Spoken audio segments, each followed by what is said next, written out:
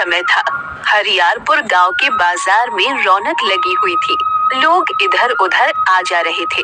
दुकानों पर चहल पहल थी। जग्गू हलवाई अपनी दुकान पर बैठा हुआ गरम गरम जलेबी तल रहा था। कढ़ाई में चाशनी उबल रही थी।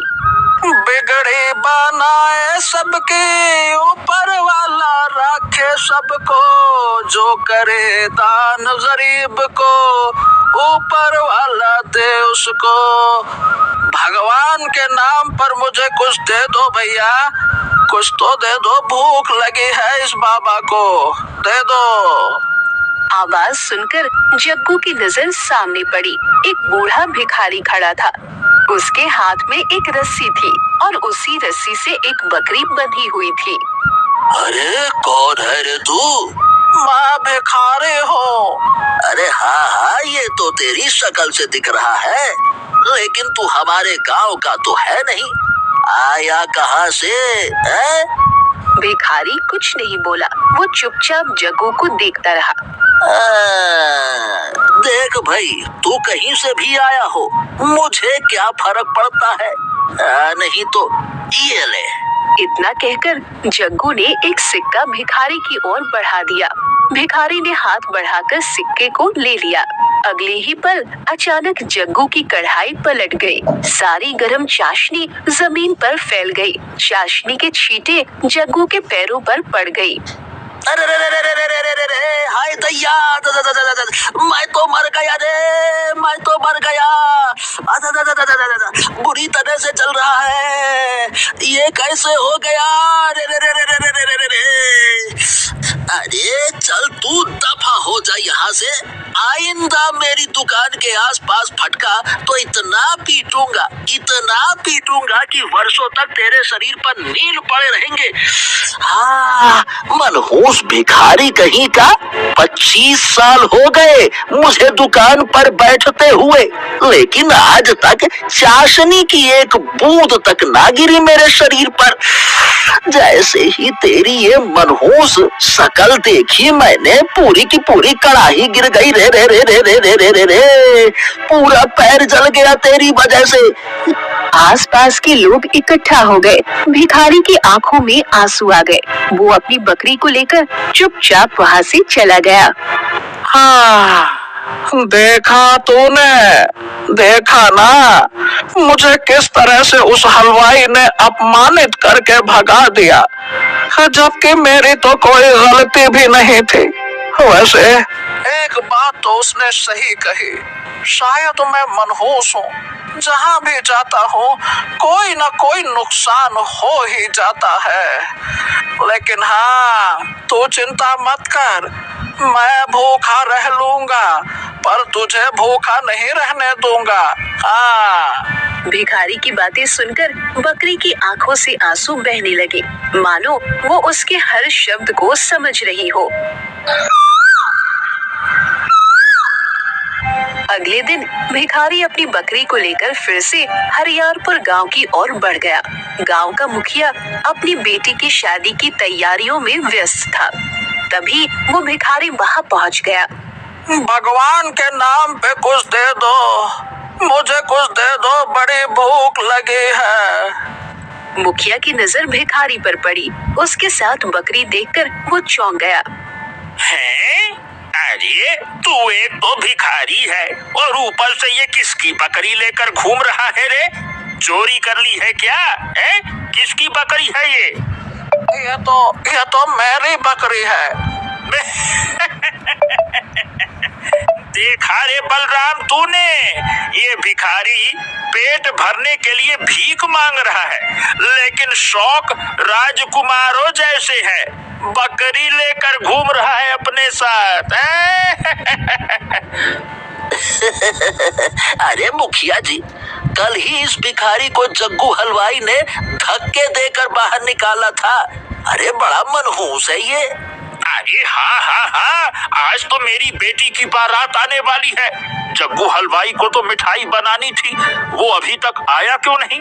क्यों रे बलराम, देखा तूने क्या हिसाब किताब है उसका, कितनी बनी मिठाई? तभी जग्गू हलवाई लंगड़ाता हुआ वहां पहुंच गया। भिखारी को देखकर वो क्रोधित हो गया। तू यहाँ? अरे मुखिया जी, आपने इसे अपने घर में आने की अनुमति कैसे दे दी? ये मनहूस भिखारी है, मनहूस। इसकी वजह से कल गरम चाशनी की कढ़ाई मेरे ऊपर गिर गई। इसे तुरंत बाहर निकालिए, बड़ा मनहूस किस्म का आदमी है ये। अरे नहीं नहीं नहीं रे जग्गू, जरूर तुझे कोई गलत फहमी हुई है। अरे इसमें बेचारे इस भिखारी का क्या दोष? क्या इसने कढ़ाई अपने हाथ से पलटाई थी क्या? तू भी कैसी कैसी बातें करता है। सुनो भाई, आज मेरी बेटी की बारात आने वाली है। तुम वहां बैठ जाओ, देख रहे हो वो वहां कोना पकड़ लो। मैं तुम्हारे लिए कुछ खाने का इंतजाम करवा देता हूँ। शाम को भोजन करके ही यहाँ से जाना, समझ गए? मुखिया जी, बात मान लो, बहुत बड़ी गलती कर रहे हो आप। ये जग्गू, अब बस भी कर। ये अंधविश्वासों पे भरोसा मत कर। मैं इन बेकार की बातों पर विश्वास नहीं करता। बेटी की शादी है, शुभ दिन है, दान पुण्य करना चाहिए भाई। ठीक है, जैसी आपकी मर्जी। इतना कहकर जग्गू वहाँ से चला गया। भिखारी मुखिया की बताई हुई जगह पर बैठ गया। देखा, आज तो मेरी किस्मत खुल गई। इतना सम्मान तो शायद मुझे अपने जीवन में कभी नहीं मिला होगा। कुछ देर बाद एक नौकर थाली में अच्छा भोजन लेकर आया और भिखारी के सामने रख दिया। भोजन देखकर भिखारी की आंखों में चमक आ गई और उसके मुंह में पानी आ गया। नौकर थाली रखकर चला गया। वाह वाह वाह वाह वाह वाह, इतना स्वादिष्ट भोजन तो शायद मैंने अपने जीवन में नहीं खाया होगा। इधर मुखिया अपने घर के अंदर गया और पत्नी कौशल्या को आवाज दी। ए कौशल्या, इधर आओ। ये बताओ, मंडप सजाने वाला अभी तक आया ही नहीं, कहाँ गया? उसी का तो इंतजार कर रही हूँ। अरे उसे तो अभी तक आ जाना चाहिए था। कुछ ही देर में बारात आने वाली है और मंडप अभी तक सजा नहीं है। इतना कहकर मुखिया गुस्से से चिल्लाया। अरे बलराम, बलराम, अरे तू कहाँ मर गया रे? जल्दी से यहाँ आ। बलराम दौड़ता हुआ मुखिया के पास आया। हाँ मुखिया जी, बताइए ना, क्या हो गया? अरे जा, जल्दी से मंडप सजाने वाले के घर जा और उसको झकझोर कर यहाँ लेकर आ। बोलना कि कुछ ही देर में बारात आने वाली है। मंडप कब सजेगा? शादी के बाद। लेकर आ उसको। हाँ, अभी जाता हूँ। मुखिया ने फिर अपनी पत्नी की ओर देखा। अरे सौम्या कहाँ है भाई? वो अभी छत पर गई है। ये सुनकर मुखिया क्रोधित हो गया। अरे आखिरकार इस घर में हो क्या रहा है? आज उसकी शादी है, मैंने कहा था ना कि वो छत पर ना जाए। आखिर वहाँ कर क्या रही है वो? इतना कहकर मुखिया गुस्से में बाहर निकल गया। कौशल्या तुरंत घर से बाहर निकली और छत की ओर देखकर आवाज दी। सौम्या, नीचे आ जाओ, कुछ ही देर में तुम्हारी सहेलियां आने वाली है। जी माँ, मैं अभी आई। अगले ही पल अचानक तेज हवा का एक झोंका आया। सौम्या का संतुलन बिगड़ गया और वो सीधे छत से नीचे गिर पड़ी। हाय माँ, मैं तो मर गई। नीचे गिरते ही उसकी कमर में भयंकर दर्द उठा। शादी वाले घर में हंगामा मच गया। चारों तरफ चीख पुकार होने लगी। कौशल्या जोर जोर से रोने लगी। मुखिया दौड़ता हुआ आया। ए कौशल्या, क्या हो गया कौशल्या, क्या बात है? सौम्या नीचे आ रही थी, लेकिन न जाने कैसे छत से गिर गई। अरे खड़े खड़े शक्ल क्या देख रहे हो? जाओ जल्दी से वैद्य को बुला कर लाओ, जल्दी जाओ। वैद्य वहाँ पहुँचा और सौम्या का इलाज करने लगा। हाँ देखिए, अच्छा हुआ है कि ज्यादा गंभीर चोटें नहीं है, वरना जान भी जा सकती थी। लेकिन इस हालत में इसका विवाह तो अभी फिलहाल नहीं हो सकता। विवाह को टालना पड़ेगा। तभी जग्गू हलवाई दौड़ता हुआ वहाँ पहुँचा। अरे मुखिया जी, मैंने कहा था ना, उस भिखारी को शरण मत दो। आपने सबसे पहले अपने नौकर से थाली सजाकर भोग लगा दिया उसको। लेकिन आपने मेरी बात नहीं मानी। हो गया दान पुण्य। अब समझ में आया कि ये कितना मनहूस है। लेकिन आप तो कह रहे थे आप इन बातों पर विश्वास नहीं करते। ये सुनते ही मुखिया का गुस्सा फूट पड़ा। मुखिया सीधे भिखारी के पास गया। अरे दफा हो जा यहाँ से। इस घर के आसपास क्या, अगर गांव की सीमा के भी आसपास दिखा तो तुझे जीवित नहीं छोड़ूंगा। मनहूस कहीं का, तेरी वजह से मेरी बेटी छत से गिर गई। अब मुझे उसकी शादी टालनी पड़ेगी। मेरी इज्जत मिट्टी में मिल गई। जरूर तू किसी मनहूस माँ की औलाद होगा या किसी श्रापित माँ की औलाद। भिखारी की आंखों से आंसू बहने लगे। अब तुम लोग भी क्या तमाशा देख रहे हो? इस भिखारी और इसकी बकरी को गांव से धक्के देकर बाहर निकाल दो। इसके साथ जो बकरी है वो भी मनहूस होगी। निकालो इसको। गांव वालों ने भिखारी को पीटना शुरू कर दिया। भिखारी ने अपनी बकरी को बचाने की कोशिश की।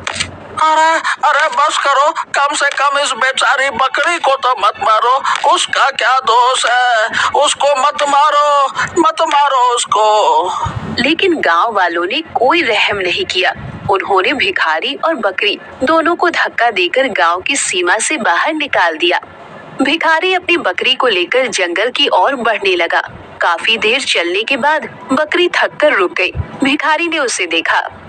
मैं जानता हूँ कि तुझे भूख लगी होगी। उसने बकरी को एक जगह बिठाया और पास से कुछ पत्ते तोड़कर उसके सामने रख दिए।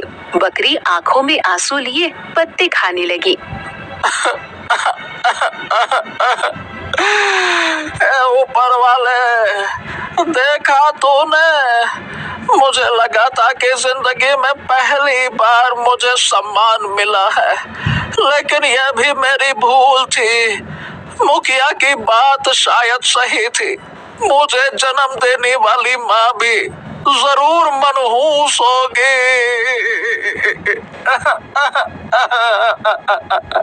इतना कहते ही बकरी मिमियाने लगी, जैसे वो बहुत कुछ कहना चाहती हो। कभी कभी मुझे लगता है कि तू भी मेरा दुख दर्द समझने की कोशिश करती है। शायद मैं तेरी भाषा नहीं समझ पाता, लेकिन तू मेरी भाषा अच्छी तरह से समझ लेती है।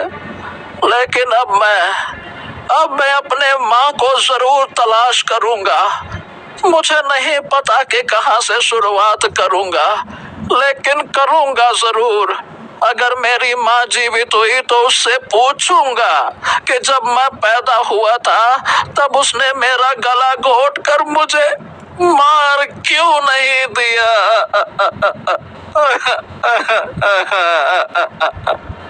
भिखारी देर तक बकरी से बात कर रहा था।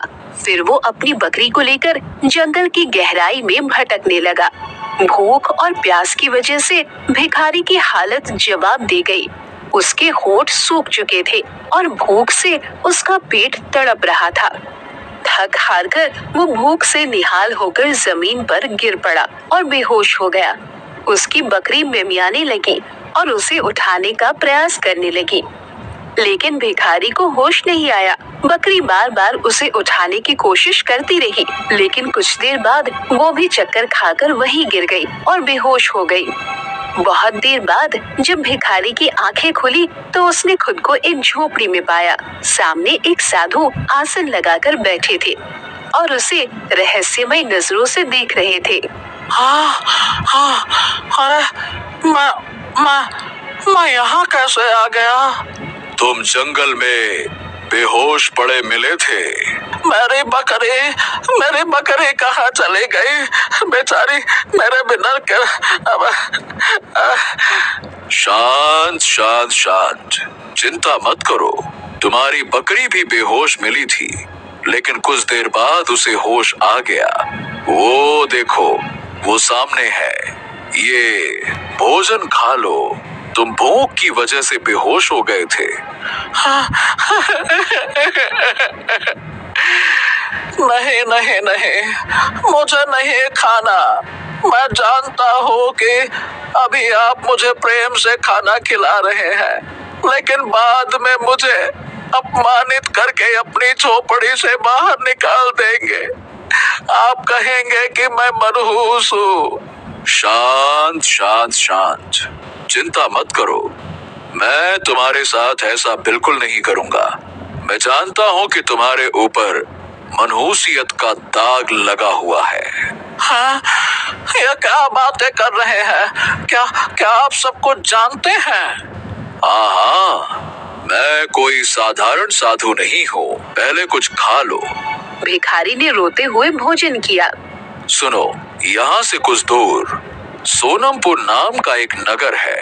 मैं जानता हूँ कि तुम अपनी माँ की तलाश करना चाहते हो, लेकिन तुम्हारे मन में बहुत सारे सवाल हैं। तुम्हें उन सारे सवालों के जवाब सोनमपुर नगर में ही मिलेंगे।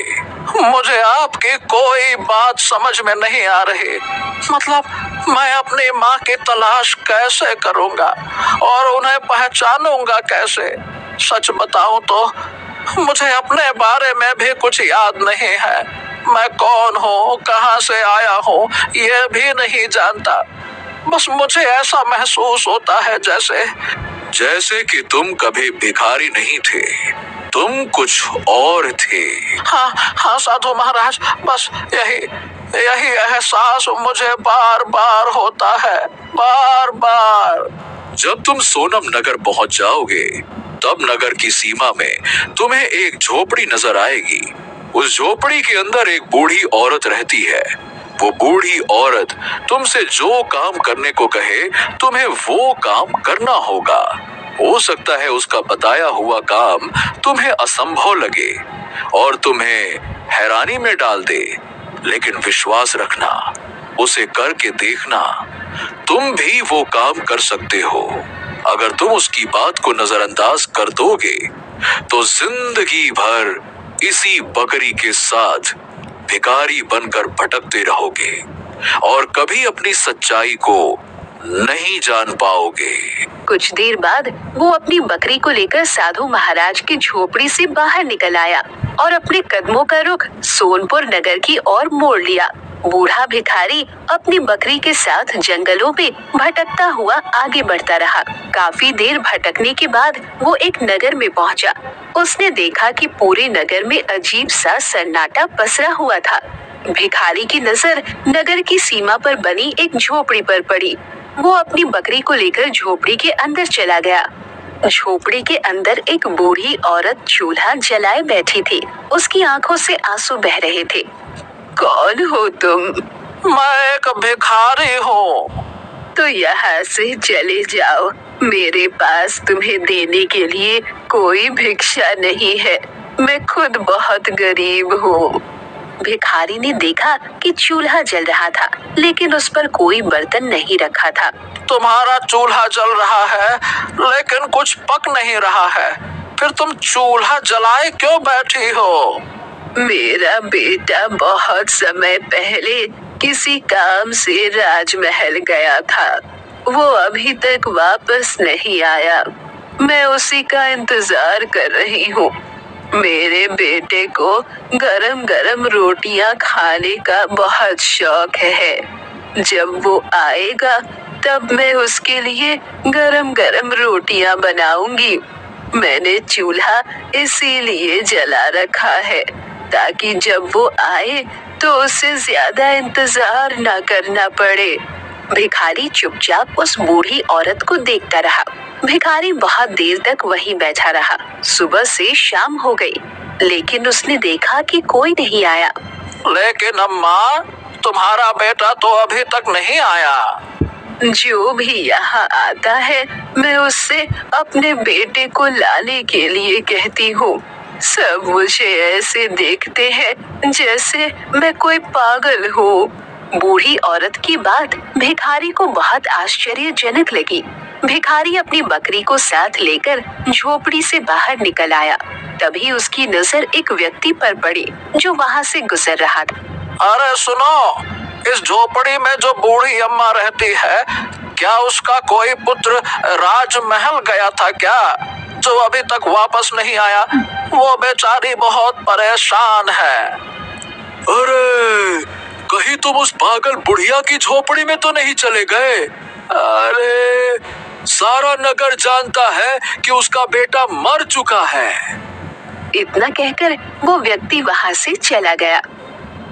तभी भिखारी के कानों में साधु के शब्द गूंजने लगे।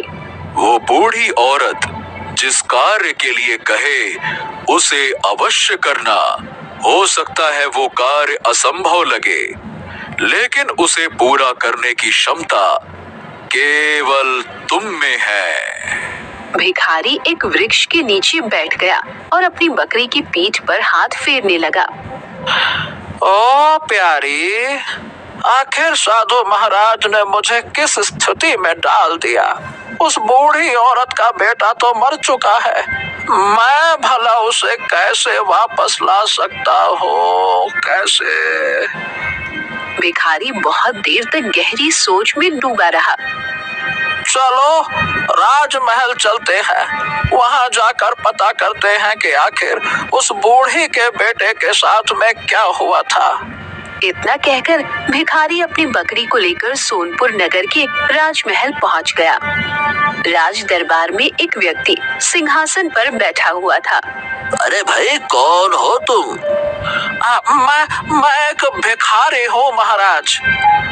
देखो, मुझे महाराज मत कहो। मैं इस नगर का महाराज नहीं बल्कि मंत्री हूँ। महाराज की अनुपस्थिति में मैं यहाँ पे बैठा हुआ हूँ, लेकिन हाँ, मैं खुद को महाराज नहीं मानता। अब ये बताओ कि तुम यहाँ पर किस काम से आए हो? बात यह है मंत्री जी कि मैं इस नगर में पहली बार आया हूँ। नगर की सीमा पर एक झोपड़ी है, वहाँ एक बूढ़ी औरत रहती है। जब मैं उस झोपड़ी में गया तो देखा कि चूल्हा जल रहा था, लेकिन उस पर कुछ पक नहीं रहा था। उसने बताया कि उसका बेटा राजमहल गया था जो वापस नहीं आया। उस बूढ़ी औरत ने अपने बेटे को वापस लाने के लिए मुझसे कहा। बाद में मुझे पता चला कि उसका बेटा मर चुका है। ये सुनकर मंत्री की आंखों में आंसू आ गए। वाकई में ये बड़ी दुख भरी कहानी है। वाकई में ये बड़ी दुख भरी कहानी है। कुछ समय पहले इस नगर पर राजकुमार वीर का शासन हुआ करता था। राजकुमार वीर अपनी माँ की छत्रछाया में पला बढ़ा, लेकिन उसकी माँ ने उसे प्रजा से प्रेम करना कभी सिखाया ही नहीं, बल्कि उसे क्रूर बनना सिखाया, शक्ति का दुरुपयोग करना सिखाया। उसकी माँ का मानना था क्रूर शासक ही संसार पर राज कर सकता है। एक दिन राजकुमार के अत्याचारों से तंग आकर एक युवक दरबार में आया। अब उस समय राजकुमार अपनी माँ के साथ बैठा हुआ था। उस युवक ने राजकुमार को सच्चाई दिखाने की कोशिश की, लेकिन राजकुमार ये सहन नहीं कर सका और उसने उसी समय उस युवक की हत्या कर दी। इतना कहकर मंत्री चुप हो गया। कुछ देर बाद मंत्री ने भारी स्वर में कहा, हाँ, और वही युवक उस बूढ़ी औरत का पुत्र था। उसके बाद एक साधु महाराज यहाँ पे आए और उसने राजकुमार और उसकी माँ को श्राप दे दिया। श्राप के बाद वो दोनों गायब हो गए। वो कहाँ गए किसी को नहीं पता। तब से उनका इंतजार मैं कर रहा हूँ कि वो लौटे, अपना राजपाट संभाले, ताकि मैं अपने कर्तव्य से मुक्त हो सकूं। अच्छा, लेकिन कैसा श्राप? मंत्री ने रहस्यमय दृष्टि से भिखारी को देखा। अरे, उस श्राप के बारे में जानकर तुम क्या करोगे? वैसे मैं केवल इतना बता सकता हूँ कि उस बूढ़ी औरत का बेटा, उसका शव अब एक कंकाल में बदल चुका है। वो कंकाल जंगल में एक साधु की कुटिया में सुरक्षित रखा है।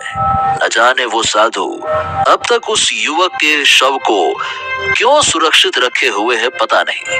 अगर तुम पूरा सच जानना चाहते हो तो जाओ, जाकर उस साधु से मिलो, उसी साधु से श्राप के बारे में भी पूछना।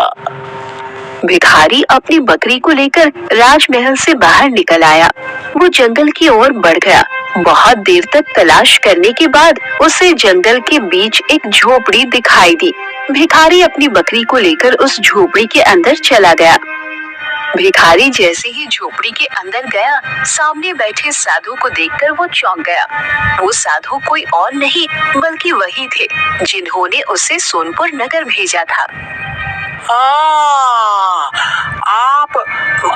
आप तो वही साधु हैं जिन्होंने मुझे सोनपुर नगर भेजा था। आखिर ये सब कुछ क्या रहस्य है साधु महाराज?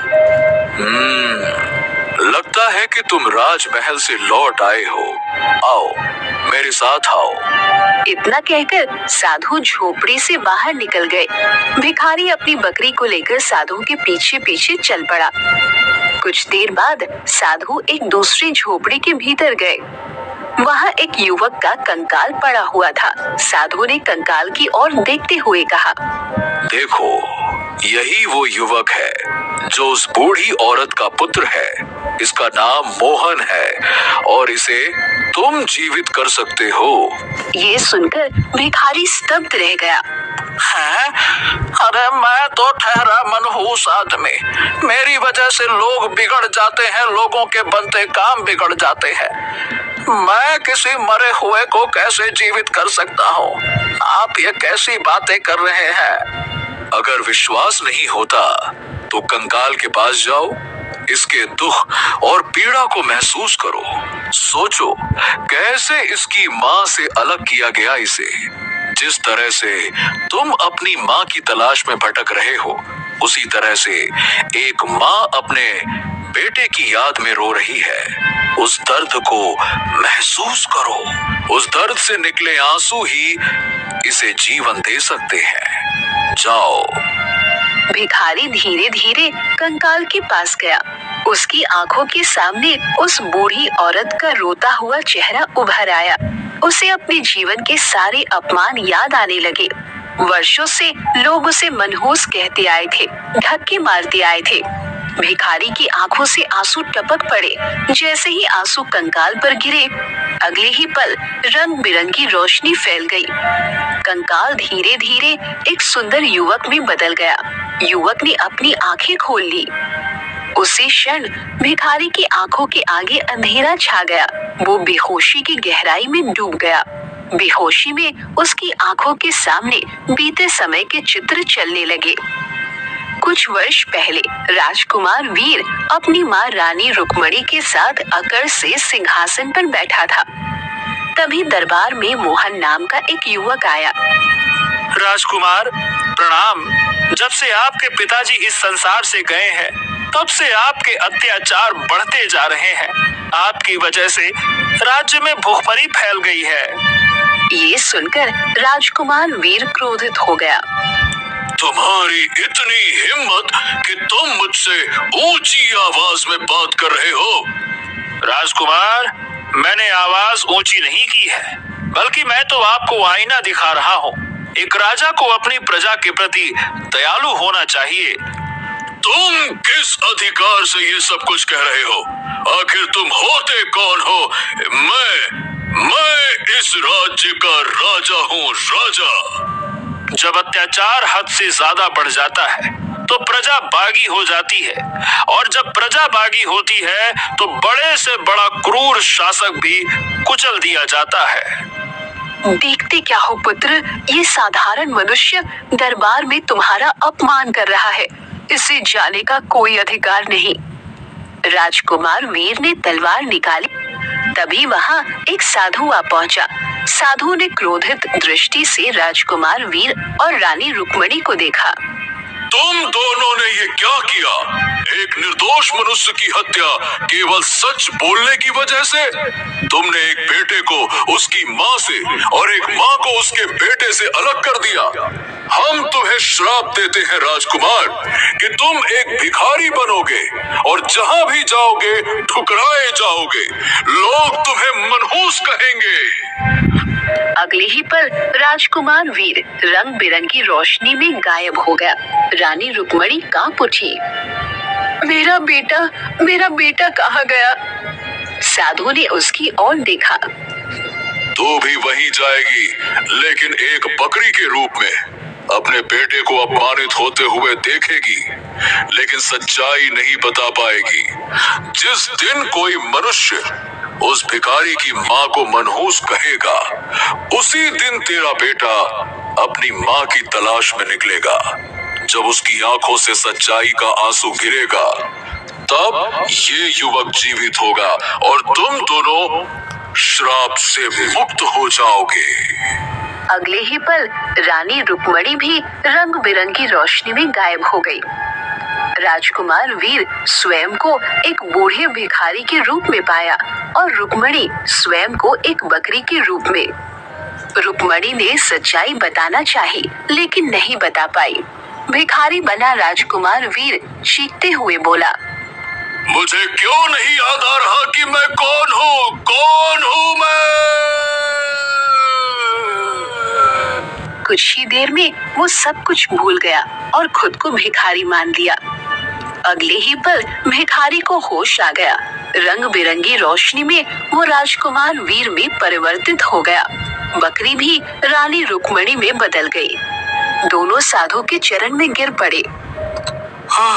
साधु महाराज, मुझे क्षमा कर दीजिए। मुझे क्षमा कर दीजिए, मैंने घोर पाप किया। मैंने बहुत बड़ा पाप किया साधु महाराज। मुझे क्षमा कर दीजिए, क्षमा कर दीजिए। मैंने भी अहंकार में अंधी होकर अन्याय किया, हमें क्षमा कर दीजिए। जो पाप तुम दोनों ने किया था, उसकी सजा तुम्हें मिल चुकी है।